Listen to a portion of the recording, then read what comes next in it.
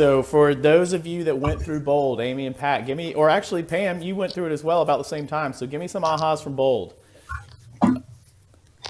Aha. Oh my gosh. Just getting your mind right. Yeah. Yep. Yeah.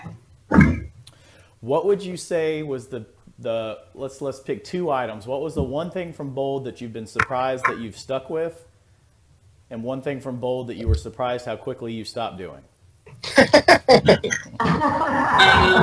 Gratitudes every day. You I would stuck with say that? I stopped doing that. So what I was stuck doing is really focusing on lead generation and watching the scripts and improving that. Okay, that's fair.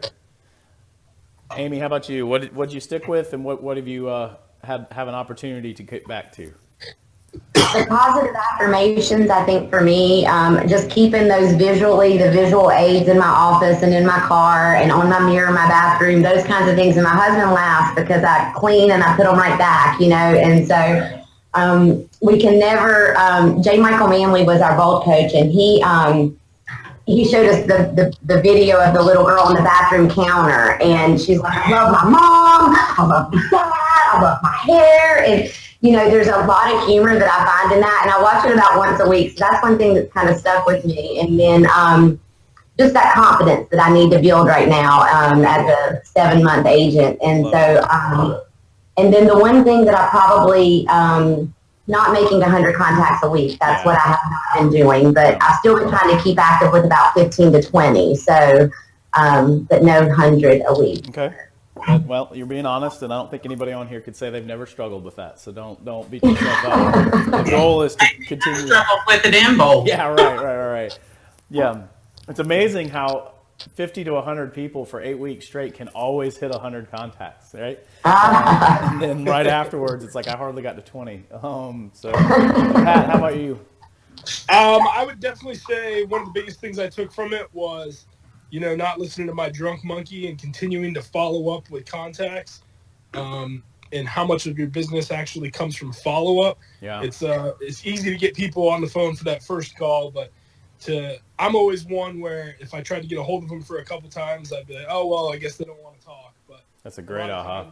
A lot of times it's the 7th to 8th time you get a hold of them, they finally pick up the phone. So yeah, I've seen that and noticed that. And I would say something that I haven't stuck with, probably, I think while you're in Bold, you're definitely hyper-focused on all the activities and everything, and you don't want to let your team down. Right. But I also don't want to let the Temple team down. Right. So I think to try to adjust that mindset to, 100 contacts a week, it's not like we're getting together every week and going over our contacts right as a team. So I've definitely struggled with that a little bit as well.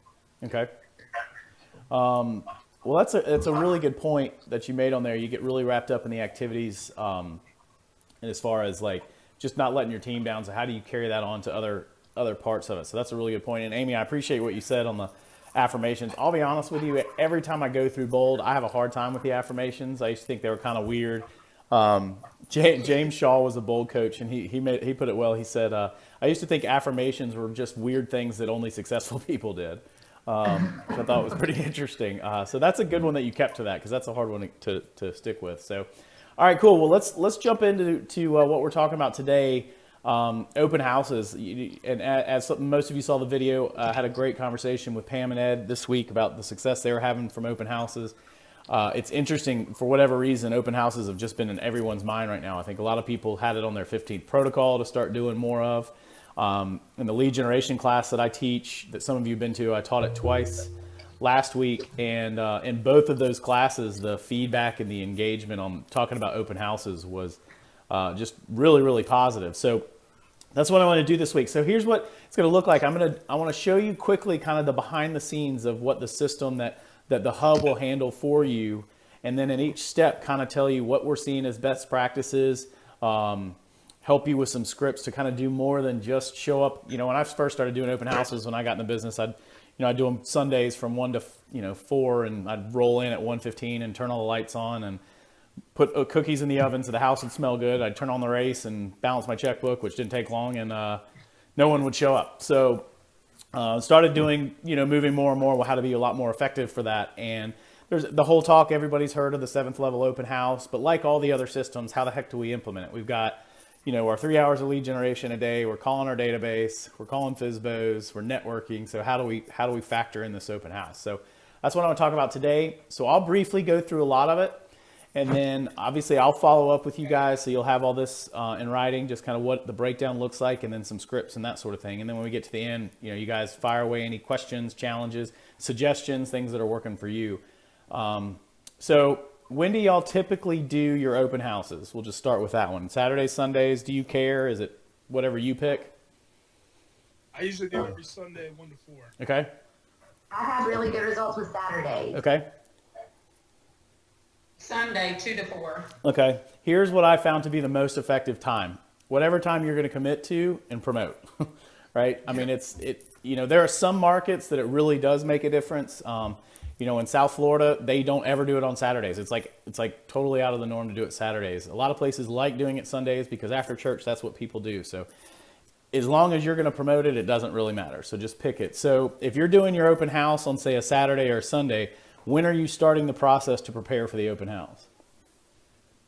Monday. Who said the day before?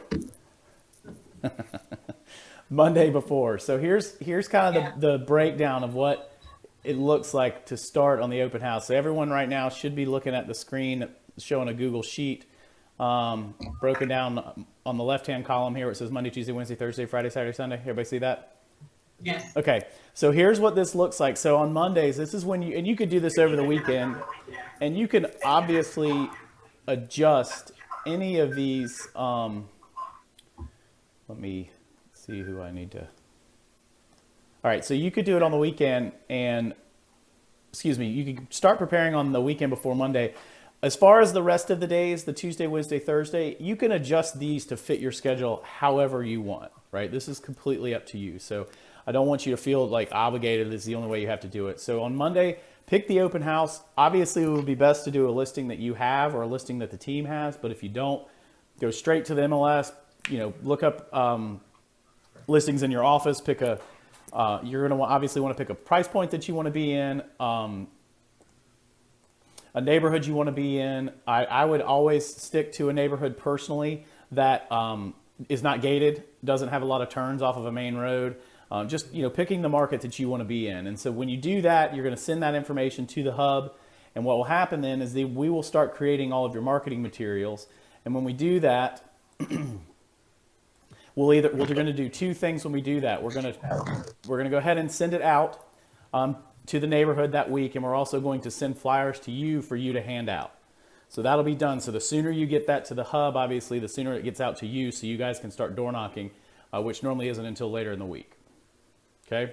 So that's the easy part. Get all the planning, everything out of the way. Now, one of the things that we're going to start doing is what we started doing. Again, whether or not you choose to start doing this is completely up to you.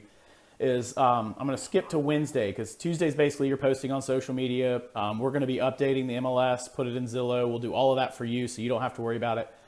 We're also going to send you, if you look right here, the hub roll, we're going to pull the neighborhood names and numbers and send that to you for you to start circle prospecting. So you'll be prepared with all the information that you need in the beginning. And the reason we want to have that is so you can adjust your week based on what your lead generation schedule is. So social media, obviously that would be for you to do. Now let's talk about Wednesday. Now here's the interesting part. The one thing that we changed on our open house plan that was super, super helpful was this whole concept of calling our database, right? So who in here, when you have an open house, do all of you call through your database to invite them to your open house? Do not. Do not. No. Okay. So let's talk about that. Why, if you do, why would you? If you don't, why don't you? I only call the people that are applicable in my database that are looking in that area. Okay. So, and that's probably a little partial for some reason. I don't know why, but I do that. No, it's totally fine. And I'm asking these because because I promise you, whatever limiting belief one person has, 3 other people have it. They just don't want to say it. So that's great. That's a great point. Anybody else? Typically, it's what Amy just said, or it's why am I going to call someone who's, a Met that's not even a buyer and invite them to an open house, right? Like, what does that conversation look like that's not awkward? So what we're doing is we're basically going to be changing the verbiage, or what we did is we started changing the verbiage of what we were doing. And instead of doing an open house, and I'm just highlighting it in bold here, is we now call everyone to tell them that we're doing a market update at our open house. And by simply changing that word a little bit, it gives you a great opportunity that when you're calling through your database, so if I'm calling Amy and she's in my database, now it won't apply to everyone, right? But if I call Amy in my database that week, she's not a buyer, or she's not looking in that area, the script then becomes, hey Amy, it's Joseph with the Temple team, and I'm just calling to let you know that we're doing a market update at our open house this Saturday from 12 to 3. And I know you're not looking in this neighborhood, or I know you're not buying right now, but if you're in the area, I'd love for you to swing by. I'm just going to show you some quick stats of what's going on in Brickyard Plantation versus the rest of the MLS. Is that something you'd be interested in? Yes. Right? So first of all, Amy's going to say one of two things. What is it? No thanks. Or yes. Or yes. That's it. Like, we can't be surprised, right? So, Yep. so if she says yes, great. If she says no, what? Great. See Great. you next time. Yeah. Is that something you'd be interested in me sending you? Right? But that's just it. So now that's a touch for my database. That's something other than just, every quarter, hey, how you doing? It's a touch to any buyers in the database that week. So it just helps. And I'm telling you, I know it seems simple, but that small tweak. Now, are you calling everybody? If you did an open house every weekend, are you going to call everybody in your database every week? No. No, what this does is this only applies to the people in your database that week that are slated to be called. This comes back to the importance of having your database and that 36 to convert. We all agree that with our database, we need to be calling them at least 4 times a year, correct? Correct. So this is one of what that call will look like. So whoever's slated on your pipeline report or your database or your weekly wealth builder, whatever one you're using, whoever's slated to call that week, that's the phone call that you give them. Now, if it happened to be a client that moved out of town, obviously you're not going to say that, but it can work for anyone locally, even if they're not in that area, because you can simply just say, hey, wanted to let you know that I'm going to be in the neighborhood that weekend. If you want to swing by, please do. If not, regardless, it's a touch with some purpose. It lets them know that you're working, you know what you're doing, and you can send the information to them. So that's just one small tweak that will help you in that. Is that helpful? Is that something you'd be comfortable doing? Sure. Yeah. Okay. Makes sense. Yeah. That's one thing I tell people when I go door knocking, just to show them some value if they want to stop by and compare this house compared to their home and see where theirs may rake up. Absolutely. I've never thought about calling my database. Well, and here's the deal. It's less of a tactic for your open house and more of a tactic for your database, right? So this is where we start to collide our worlds in a more meaningful way, right? Because again, I don't think any of us could sit here and say we've been 100% comfortable calling our database every time, right? Especially if that's person that we don't really know very well, and it's just kind of the awkward small talk. This gives you a purpose for calling. Good idea. So, and then where this really shows up personally for us when we've kind of looked at the results and everything is as you get into the Thursday and Friday techniques. Okay. Now, again, you're going to have to choose these days on your own. We'll start with circle prospecting. So for Thursday, again, this will be part of your lead generation time. So for Thursday, you're going to call around the neighborhood. Again, this is a great opportunity for the market update report, right? Because if you're using the market update as your technique, it's going to be so much more of a warm connection other than just kind of vaguely saying maybe that you want them to be a nosy neighbor. But you say the same thing. So if I'm calling through the neighborhood, then I can simply say, hey, Pat, this is Joseph Klosick with the Temple team. As you know, the Smiths have their house on the market at 123 Main. And I just want to let you know that this Saturday, I'm going to be there giving a market update from 12 to 3, going over the stats of what's happening in Brickyard. So if you're driving in or out of the neighborhood between that time, I'd love for you to swing by, give you the information. It's not a huge presentation, and then take a look at the house if you want. For me personally, I have found that to be incredibly more effective than just saying, hey, I'm having an open house, Definitely. right? Or come see how your house compares. I'll tell you as a side note, I leave that same voicemail as I would the script. In every open house I've had, other than the buyers that show up, almost always the most people who show up that aren't buyers or were driving by were neighbors for whom I left a voicemail. Mm-hmm. It's interesting because if you get a hold of them, they're probably going to say, well, probably not. But here's what happens. If you get a hold of them and they say, well, probably not, then what do you say? You'll know them. Yeah. Or, no problem, I can send it to you. We have it digitally. What's the best email to send it to? And then get a contact. Then you already have their name, address, and phone number. Now you've got their email because you've offered to email it to them. Pam, you can also mail it to them. I would say from an efficiency standpoint, Yeah. email, and then email allows you to follow up with them a little with different mediums, if that makes sense. Okay. Make sense? Yep. All right, so let's go to the next part now, which is Friday. Now, or Thursday or Friday or Saturday. I have found personally that door knocking is really the most effective during, hold on one second, let's find out. We got some background noise, so I'm gonna start muting people really quickly. If you try to talk and I can't hear you, just unmute yourself. I'm just cleaning up some background noise. So what I found is in our community, Fridays are not a great day for door knocking, but Saturdays and Sundays can be, for two reasons. One, for the fact that we are, more people are home. And two, I have found that for whatever reason, when I go door knocking in the afternoons during the week, I was always interrupting nap time. And I learned very, very quickly that hell hath no fury like the mom of a woken infant. So regardless of how charming I could be to try to calm that down, never worked. So I just stuck with Saturdays or Sundays. Now, if you're doing your open house on Saturday and you're doing it from 1 to 4, you can just door knock that morning. This time of the year, that's a little harder because you're going to get hot and you don't want to, be showing up at your open house sweating and disgusting. So just kind of adjust that as much as possible. Sound good? Sounds good. All right, so questions so far about the process. We haven't even gotten to the open house yet. And so far, we've done a lot of work to make sure we get people there. So questions about the process so far? No. Okay. Hey, Joseph. Yes. Hey, this is Amanda. Hey there. So you mentioned that the hub will actually pull the contact information for the neighbors, the phone numbers and all.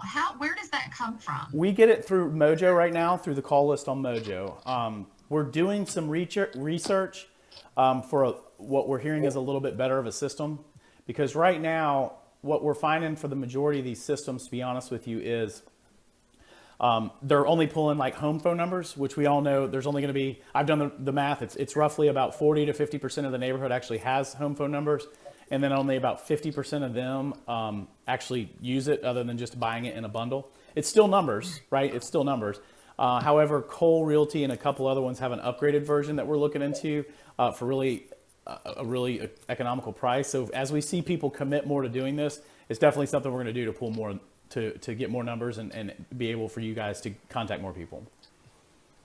Okay, thank you. Absolutely. Yeah. Anything else? All right, cool. So let's go to the day of the open house, and I don't have a lot of stuff to show you right now as far as it relates to what you're going to bring, but I'll send it to you in a write-up, kind of what to bring. So, give me your feedback of what it's been like on getting people signed in with correct information. I found that if you're busy with somebody, talking to somebody, and somebody else comes through and you kind of ask them to do it and you don't stand there with them to where they feel obligated to sign in, they kind of just breeze on by. Okay.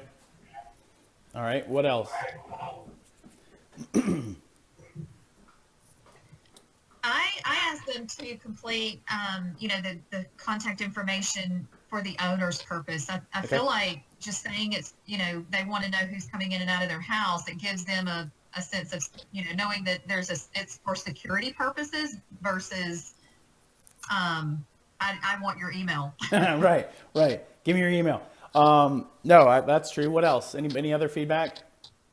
Yeah, can you hear me? Yes. Yeah, we actually have a nice flyer that's in a nice picture frame, and we set it up on the counter beside the sign-in sheet that says, welcome. Our sellers appreciate you signing in today. Okay. That way, we're kind of not even having to say it. They see it right away. Okay. So a couple things that we did, and again, this, like everything, if what you're doing works, don't be overly anxious to change just because this is what we're saying to do. What I found though is I was having a hard time people getting sign in. I was also hard getting accurate information or enough information, right? Or it was like, let's sign like a doctor kind of thing. So the first thing that I did that really, really helped is I stopped asking them as soon as they walked in the door. And I had an aha on this when I was a team leader, because I started, when I was a team leader, I would go out to open houses to meet agents.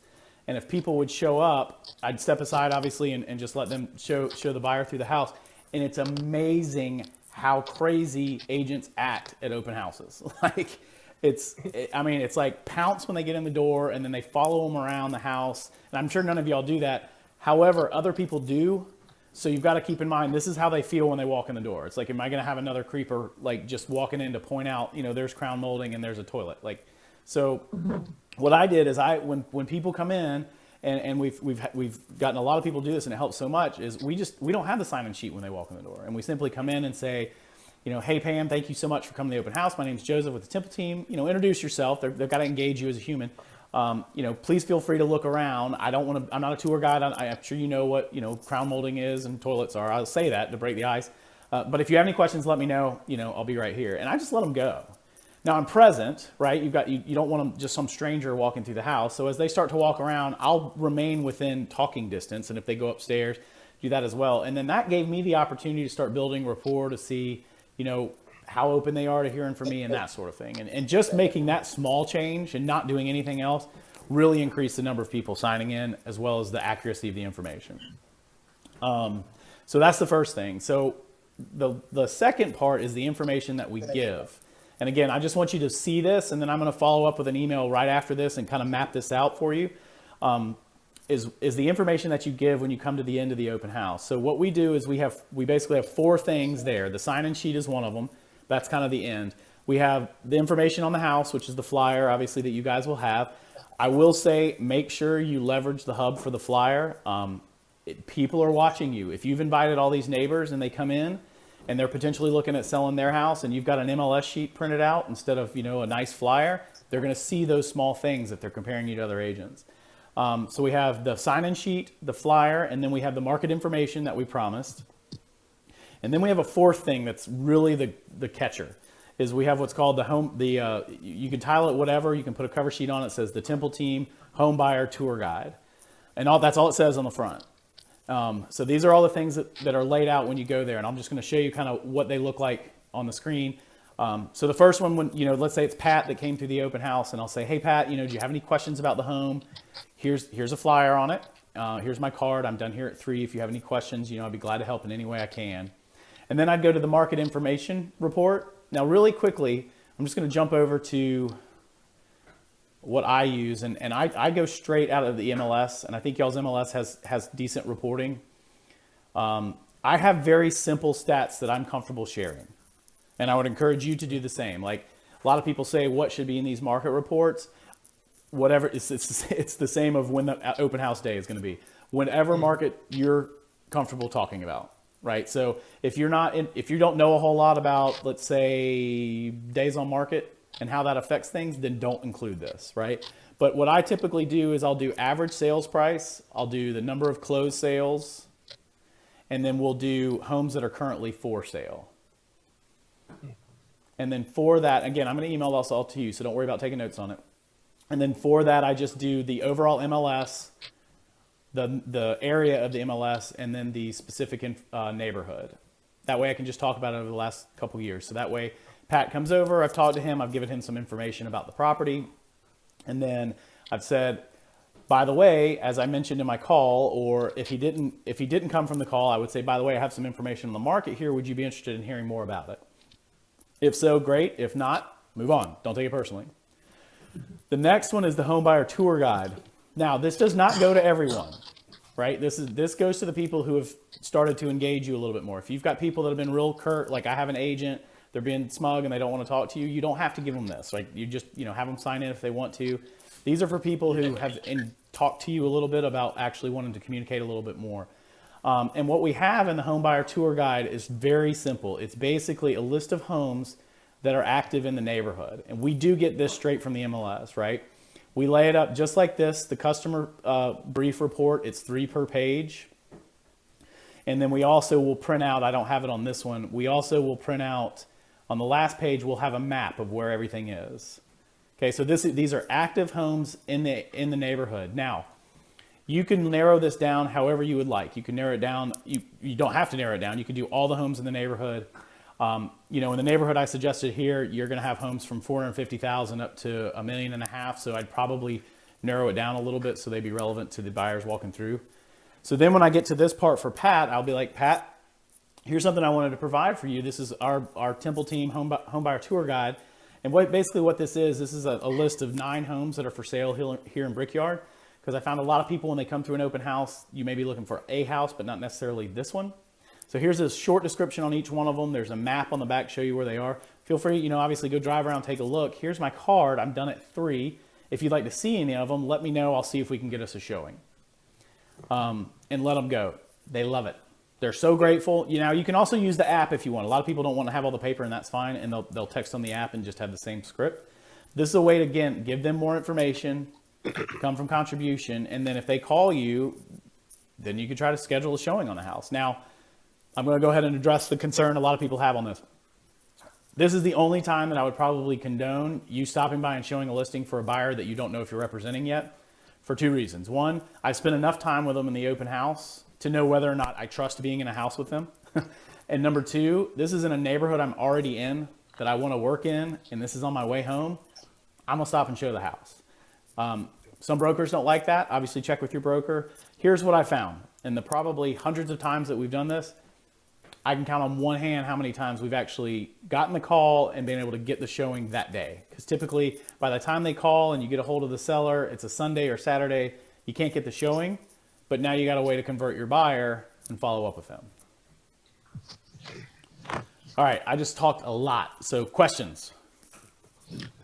I have a question. Yeah. At what point in time do you ask if they are currently working with an agent? And how hard do you push if they, you know, if you have a feeling that they aren't, but they go ahead and give you the yes just to avoid the further conversation? Great question. So I don't push very hard on that because typically it will come up.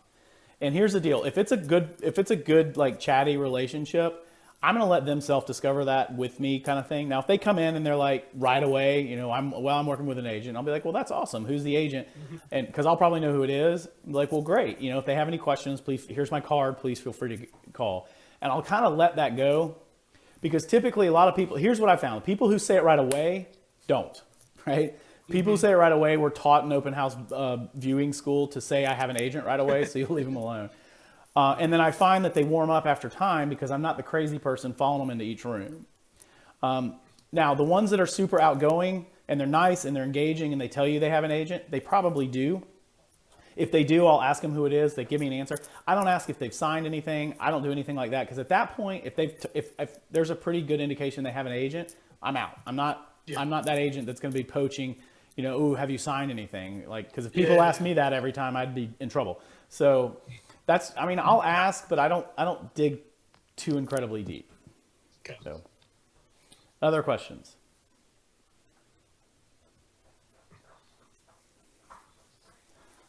All right. Hey, Drew, this is Amanda. Hey. So I'm assuming you're going to send us that spreadsheet, Yes. right? And can you also send us a copy of like your market information and like a sample tour guide? Sure. It's right out of the MLS, but sure, absolutely. Yeah, just to kind of get. I mean, our reports will probably look differently because you're on a different MLS than we are in the Charlotte area. Right. So. Yeah, but it would be very beneficial to see what you're Absolutely. And how you approach it. here's what I'll say. Almost all MLSs, particularly Charlotte, and I'm pretty sure Pam and Ed, y'all's does as well, their reports are fine. Don't get bogged down in the prep of those 2 reports because those are reports that we can't do as the hub because you're going to be the ones knowledgeable in the neighborhood. But don't get bogged down on that. And then specifically, if your office gives stats, you can use that as well. Like leverage that however you want. And again, I cannot emphasize enough on give reports that you're comfortable giving. Right? Don't worry about you don't have to be the most knowledgeable person on every stat on the planet. But what you don't want to do is bring up a stat, and I always just use days on the market a little bit. You know, if you bring up days on market or absorption rate, that's when people try to talk about absorption rate, and most of the people in the world don't have any idea what that means. But yes, to answer your question, lengthy, I'll send that to you for sure. Thank you. All right, so last part, and then we'll get some questions and ahas and wrap up. The last part is here's the bottom line. Make no mistake about it. If you did everything that I just told you and you nailed it and you hit it out of the park and then you did nothing the following week, you completely wasted your time. Like Pat said in the very beginning, his aha from Bold, it is all about the follow-up. So when you get these leads from the open house, you've got to follow up. Drop them a note. If they didn't give you your address, drop them an email and then submit them to the hub as a buyer lead, because then we're going to immediately put them into this 8x8 for buyers, right? Now, the initial contact obviously is going to be a little bit different because this was an open house, right? But you still can put them in this, and then immediately Jenny's going to put them in your database and start this with them. Because again, if they're going out, and they are, by the way, they're not only visiting your open house. If they go out and visit 5 open houses last weekend, who are they going to remember when they follow up? Well, first of all, not all are going to follow up, but a lot are. So don't fall victim to that. But if it's creepy agent following them through the house, or if it's you as the knowledgeable person that's actually built rapport, who are they going to remember? The answer's you. All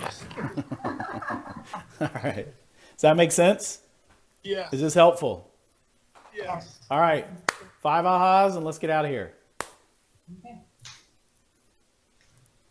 I like how you arrange the information in the home buyer tour guide, because it's information that I already do, but it kind of collectively gives that to where it's all together and you can literally be choosy of who you hand that to, the true Yes. interested buyers. Yes. Yes. And that brings a really good point that I forgot to make. I would suggest that you have these printed out until you get the hang of it. Full disclosure, in years of doing open houses, I've just never had an open house where I have 20 people at a time. I've always had steady flow. So if you have 20 people at a time, you're going to have printouts, because if you get stuck talking to someone, you want to be able to hand something out. What I found was, though, and this is just kind of a side technique, is I did have a busy open house where I ran out of all the physical copies and I only had the original. And so I said, actually, this is my last one. However, I can email it to you. What's the best email? And like that, they gave me their email. And I was like, well, hey, why have I been not having the last copy every time? So I really would only have one, and then that way it would give me a reason to ask for their email. Quite honestly, now I only have my computer, and I have my market report, my home buyer seller guide or tour guide, and my sign-in sheet all on tabs of my computer. Just understand, if you do that, you run the risk of getting bottlenecked and losing some people. Sure. Good one. 4 more. Don't be the creepy guy that follows him around. Don't be the creepy guy. You walk into the half bath downstairs. You're like, oh, you're turning around and coming back out. I didn't realize that. 3 more. I think doing the door knocking on Saturday mornings, that's kind of an epiphany for me, Yeah. because we've been doing them, either Thursday or Friday. Mhm. And we're finding that a lot of people are, either at work, obviously, Right. and if you're doing it in the evening, you're catching them at dinner, or, they're just not home. So Saturday mornings, I think, is Awesome. great. Awesome. 2 more.